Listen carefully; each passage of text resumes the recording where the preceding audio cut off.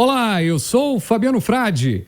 Olá, eu sou o Gustavo Cícero e a partir de agora, Fabiano Frade, a gente está junto aqui na Itatiaia com a primeira edição do podcast... Podcast na Estrada. Histórias, dilemas e desafios das rodovias e da mobilidade no Brasil. E nós, como repórteres da mobilidade, repórteres do trânsito aqui na Itatiaia, começamos, né, Gustavo, esse programa, esse podcast, essa edição especial, e a gente fala de acidente. Quando ele acontece, de repente, vidas são mudadas, estradas são fechadas, caminhos são alterados. Pois é, Fabiano Frade, alguns acidentes, infelizmente, não ficam só em uma fração de segundos, mas deixam sequelas para uma vida inteira.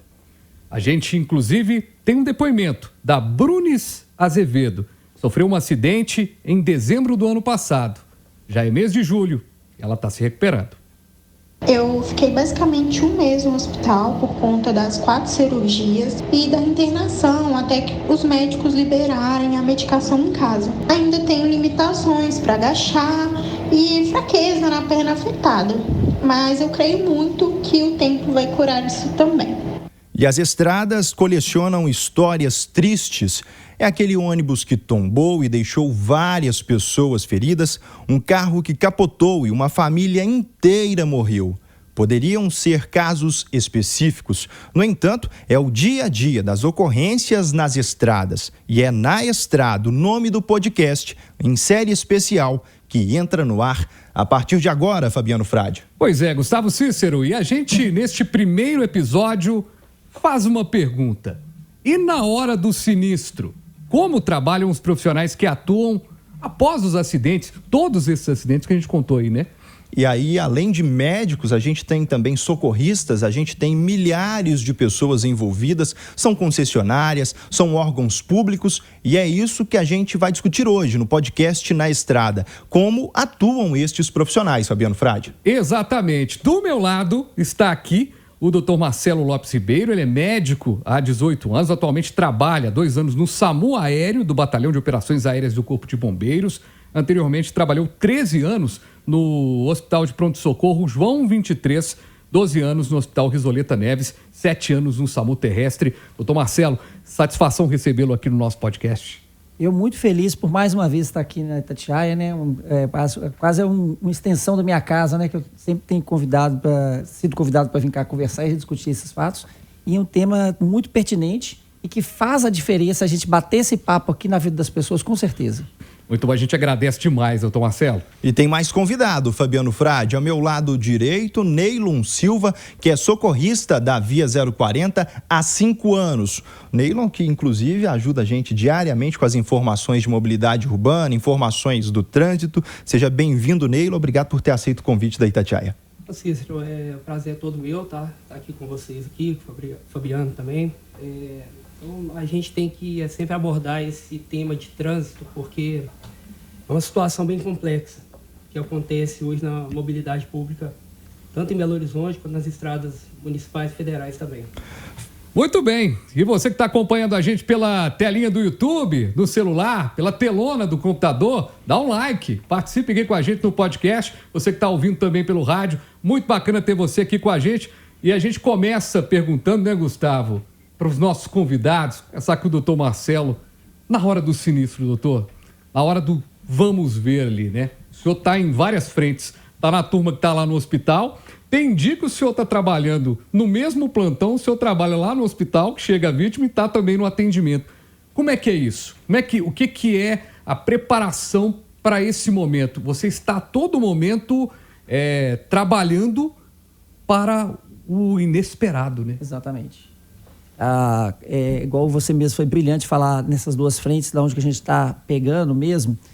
Quando eu estou lá na parte do pré-hospitalar, né, principalmente lá no SAMU Aéreo, mesmo do Batalhão de Operações Aéreas, a gente recebe a ocorrência, a gente tenta ver qual que é a maior forma de chegar nessa ocorrência, algumas outras ajudas que a gente pode pedir de forma terrestre para que possa dar informação para a gente chegar na cena. A gente chega na cena, muitas vezes uma cena calamitosa, que a gente tem que fazer o controle da cena, o primeiro ato, né? Muitas vezes acho que a gente tem que descer e correr de da vítima. E a gente sabe que a primeira coisa a se fazer é a segurança de toda a equipe, porque já teve vários acidentes da equipe também. Então a gente tem que ficar bem atento nisso. Tem que ter um pouquinho de, não falo de sangue frio, mas muita concentração naquele fato. Tem que ser muito rápido, em fração de segundo. Pode ser, à medida que a gente faça, pode fazer uma coisa muito diferente na vida das pessoas que nós estamos atendendo. A primeiro momento é estabilizar, botar a pessoa um pouco mais, ou as pessoas ou as vítimas, no estado mais confortável possível. Muitas vezes a gente seda, muitas vezes a gente entuba, deixa o paciente para não ter continuidade do sofrimento, muitas vezes, né? E depois levando no hospital. E o outro lado do hospital, né? Quando chega esses pacientes, quando eu estou no hospital mesmo e recebendo esses pacientes, a gente vê o tanto que foi importante essa parte do pré-hospitalar, da atenção do socorrista, atenção de quem estava na cena, porque aí define o melhor tratamento do paciente, né?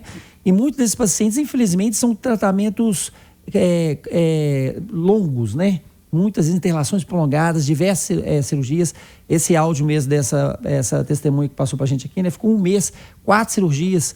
A gente tem acidentes lá que realmente a pessoa tem que fazer 4, 5, 8, 12 tipos de intervenções cirúrgicas, vão para casa, tem que retornar ao hospital mais outras vezes, a reabilitação um pouco pesada, e a gente acompanha isso tudo juntamente com todos os outros profissionais, né? Porque entra muita gente envolvida, não só o médico, o enfermeiro, fisioterapeuta, assistente social, psicólogo, uma gama de pessoas para tentar restabelecer novamente aquela vida que o paciente tinha antes, né, daquilo, né?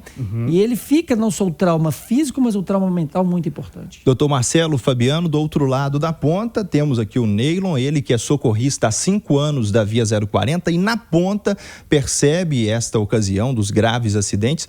Normalmente são os primeiros a chegar na cena dos acidentes. Como que é controlar também a situação dos familiares? Como que é conter talvez os familiares que veem ali talvez um filho perdendo a vida, um pai, infelizmente, sendo vítima fatal de um acidente, Neylon? Cícero, é uma coisa que eu sempre falo, é o seguinte, a gente está ali fazendo atuação, mas a preocupação nossa é primeiro com a segurança da vítima, segundo da equipe e dos demais usuários da rodovia. Tanto rodovia quanto em ruas, avenidas de Belo Horizonte.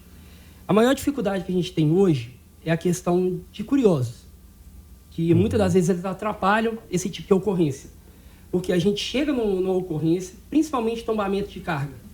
Então a gente tem que fazer a atenção da vítima, mas no mesmo tempo a gente tem que tomar cuidado com as pessoas que estão na rodovia, para não gerar um outro tipo de acidente mais grave. Como a gente já presenciou ali próximo ao Celinha, em Congonhas, anel rodoviário também, que acontece muito isso. Então a gente tem um tempo de deslocamento, um tempo mais rápido para chegar, para dar o primeiro apoio.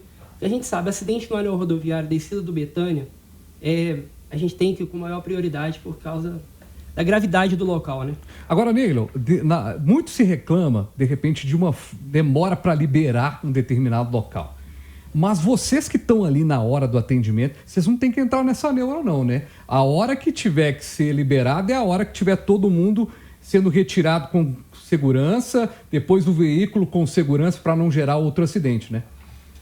Ô, Freud, o que acontece? Muitas das vezes o pessoal critica. Igual a gente teve um acidente com um caminhão de minério em Itabirito. A pista ficou fechada por cerca ali de 15 a 16 horas. O pessoal questionou, falou que, infelizmente, paga pedágio para poder ficar numa rodovia parado. Mas muitas das vezes as pessoas não sabem o trabalho que a gente tem por trás disso. Eles não sabem o trabalho que a gente tem de limpeza de pista, contenção, remoção de veículos. Muitas das vezes a gente chega em ocorrências que não tem iluminação pública nenhuma, entendeu? Então tem essa gravidade toda. A gente tem que preocupar no atendimento da vítima e logo posteriormente, trabalho de perícia, o trabalho de remoção do veículo, que muitas das vezes demora. A gente teve um caso no anel rodoviário, não me recordo a data ao certo, uma carreta que perdeu o freio, pegou um veículo, ela estava na faixa da esquerda, que é proibido, ela jogou para a faixa da direita, pegou esse veículo, 3 pessoas vieram a óbito, e o carro pegou fogo, com essa colisão que teve. Foi uma família de Caratinga, inclusive. Isso, da terra da minha mãe. Isso. O que acontece? A gente chegou ali, não tinha como fazer nada. Infelizmente, as equipes chegaram, Polícia Militar, Rodoviária, BH Trans, Defesa Civil, Guarda Municipal, todo mundo empenhou naquela ocorrência. Mas o problema que a gente teve ali foi que os veículos já estavam incendiados. Então não tinha como, porque o carro estava preso entre a defensa metálica e a carreta. Pelo vidro, o pneu estourou, não teve como tirar, por questão de segurança. Infelizmente, você vê aquela cena, cara, você pensa assim, eu vou abandonar a chuteira, eu vou entregar, não quero mais. Igual eu também já atuei na barragem de Brumadinho, no rompimento dela. Então, cara, eu pensei e falei, gente, eu não quero isso para mim mais, não quero. Não vou mexer com isso, porque eu não tenho condição de ver essa situação, mas, ao mesmo tempo, eu penso que eu posso fazer o melhor, posso estar ali para ajudar as pessoas. Doutor Marcelo, queria que você comentasse para a gente qual que é a maior dificuldade do SAMU aéreo, do Batalhão de Operações Especializadas do Corpo de Bombeiros, porque a gente sabe que um helicóptero não pode pousar em qualquer local, é preciso também uma autorização. E um outro fator que eu queria que você levasse em consideração é o lado mental. Como que é, às vezes, chegar num grave acidente e ver, desculpa o jeito forte, mas pedaços de corpo espalhados, pedaços de corpos, melhor dizendo, espalhados pela pista? Primeiramente, assim, lá no BOA, né, a gente, todo dia, a gente começa o dia por volta de 5h30 da manhã, 6 horas da manhã. Então, a gente, no nascer do sol até o pôr do sol que a gente trabalha. A aeronave, ela tem uma autonomia de poder decolar e pousar em qualquer lugar. Porém, a gente depende muito de condições meteorológicas. Então, assim, eu tenho um helicóptero que ele voa por instrumentos. Se eu souber o local que eu vou pousar, eu posso decolar qualquer hora do dia, da tarde, da noite. Agora tem um outro helicóptero, que é um helicóptero menor, eu não posso decolar ele se eu não souber onde que eu vou pousar.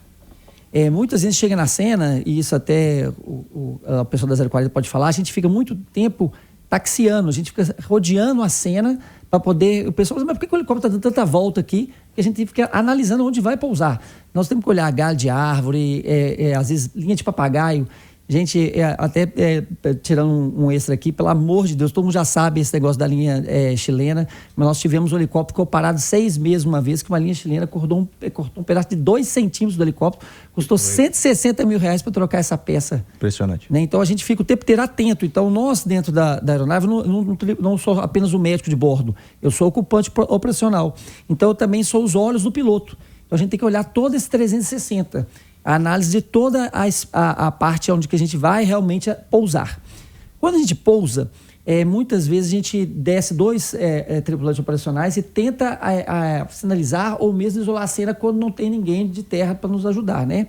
E aí, nesse momento, a gente tem que fazer outro 360. A gente olha tudo em torno para saber qualquer coisa, tanto de acidentes que pode acontecer com a própria equipe, mas também saber se tem outras vítimas ou não. Já teve acidentes que nós fomos falar com a gente que eram 2 vítimas, nós encontramos mais 2 outras vítimas que estavam vegetadas e projetadas à distância já, né? E aí é aquilo que você falou, o preparo total de saber o que é viável naquele momento. Porque em alguns momentos já teve casos que nós tivemos que transportar membros decapitados juntamente com o corpo para ver se existe a viabilidade de reimplante. A gente sabe que é muito pequena, mas existe. Então é mais um momento ainda de tensão para a gente analisar essa situação. E como se trabalha o psicológico, doutor? Na verdade, assim, quando você, no meu caso, propriamente dito, né, eu tenho 3 pós-graduações de urgência e emergência, a minha vivência dentro do João 23 e aquela questão de adaptar esse meio, a gente vai preparando e vai conversando. Eu fiz um trabalho uma vez no João 23 que era a respeito do cuidado de quem cuida. Então nós tínhamos os grupos de discussões para que a gente pudesse colocar para fora e colocar esses temores aqui dentro. E aí as pessoas, os outros profissionais, ajudando, porque ninguém é super-herói, ninguém sabe de tudo e ninguém está totalmente preparado para isso. Só para terminar, igual eu fui numa cena uma vez de uma criança que estava presa nas ferragens e a perninha dela estava lá e nós tínhamos que decapitar a perninha da criança, né? Então, assim, ou tirava, porque ela estava esmagada mesmo, ou a criança tinha que falecer na cena. Isso, ficou na minha mente quase uns 2 anos, isso fixo lá, até a gente conseguir restabelecer, sabendo que isso era o melhor para a criança, mas realmente é doloroso.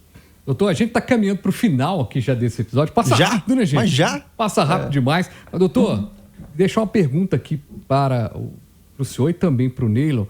O Neilo falou agora uma coisa assim, poxa, tem hora que a gente chega e não tem o que fazer. Né? Chegou lá, estava o carro todo incendiado e tudo mais. É como se fosse guardadas as muitas devidas proporções, é como se fosse o atendimento médico num sinistro. É como se fosse uma partida de futebol, se ganha, se perde, às vezes se empata quando de repente vai uma pessoa ferida, mas dá um gosto amargo na boca quando realmente não dá para fazer nada, não tem o que fazer. Dá um gosto muito amargo, mas a gente até trabalha diferente, a gente sempre está em perda, né? Então, assim, a hora que aconteceu o acidente já é uma perda. E qualquer coisinha que aconteça, a gente já comemora, assim, uma coisa impressionante. Igual, de vez em quando, as pessoas recebem alta e vai nos visitar lá no Batalhão de Operações Aéreas, né?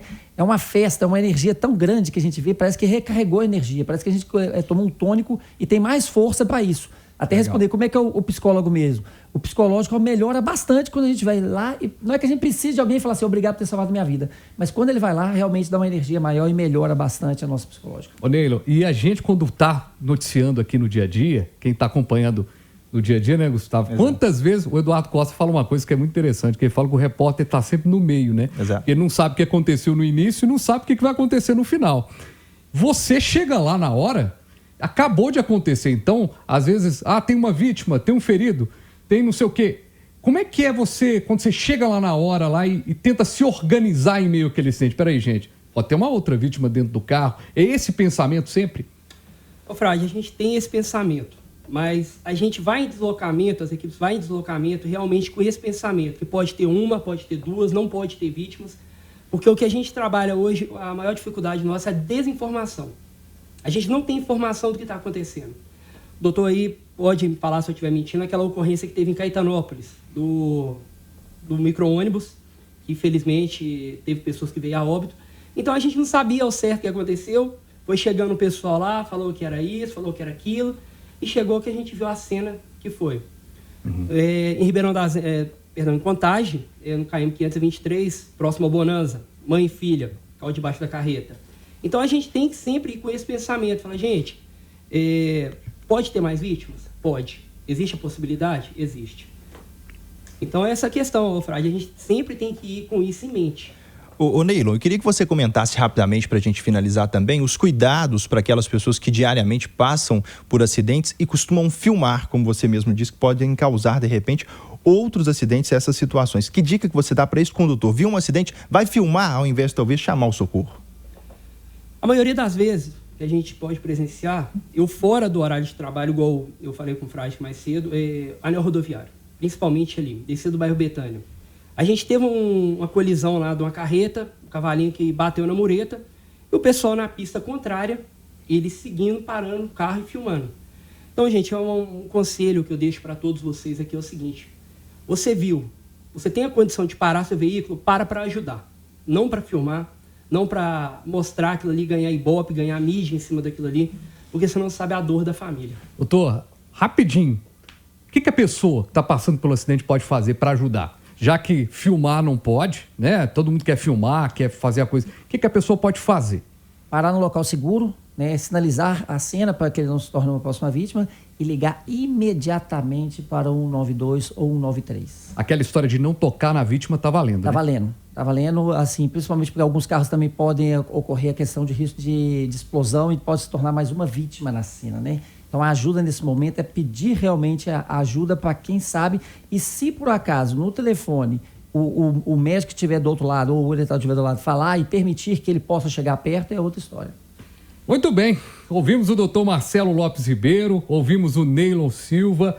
Ô, Gustavo, nosso primeiro episódio já chegamos com, como se diz na gíria, com o pé na porta, né? Já dizemos aqui um bastidor importante de algo que faz parte do nosso cotidiano como repórter, mas faz parte do cotidiano de todo mundo que está no trânsito. Aliás, o trânsito é de todo mundo, né? O trânsito importa, como é o slogan da Rádio Itatiaia, tudo que importa para Minas, o trânsito não é diferente, importa para o Belo Horizontino, para o mineiro de modo geral e para o brasileiro. E a nossa intenção com o podcast Na Estrada é exatamente isso: discutir os principais desafios dos motoristas, as circunstâncias também que levam a acidentes. Claro, chegamos, como você bem disse, Fabiano Frade, estreando com chave de ouro, agradecendo então a todo mundo que participou com a gente, a você que acompanhou e claro, daqui a pouco, em outro dia, vem aí mais um episódio do nosso podcast que já chegou, Fabinho, o nosso podcast Na Estrada. Podcast Na Estrada. Histórias, dilemas e desafios das rodovias e da mobilidade no Brasil.